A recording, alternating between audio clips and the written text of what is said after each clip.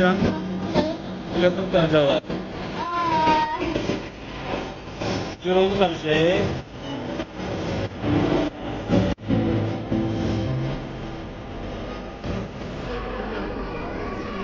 Show bitti.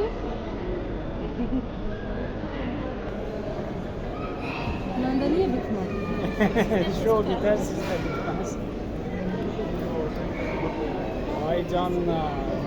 Üzümden sonra satırla biraz yani. Nece? Üzümden sonra satırla biraz yani. Ha, iyisin oğlum. Satlı değil. YouTube'da paylaşacağım yüzünü. Senin kanalında. Bəs benimki? Benimki nerede benimki? Yaxşı danışma, ben bir şey bitir.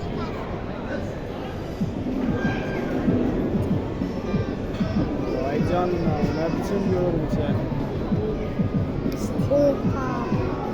Yok, dara servisini istemem. Ha.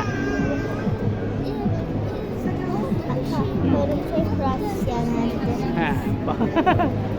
Profesyoneldi.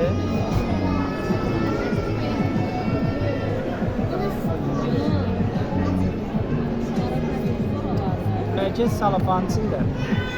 Yok, belki çok usta. Usta. Sen tut da ne olur. Verin. Sözde. Bayaktan karışsın rengi gelir. Arayı sağlıkla.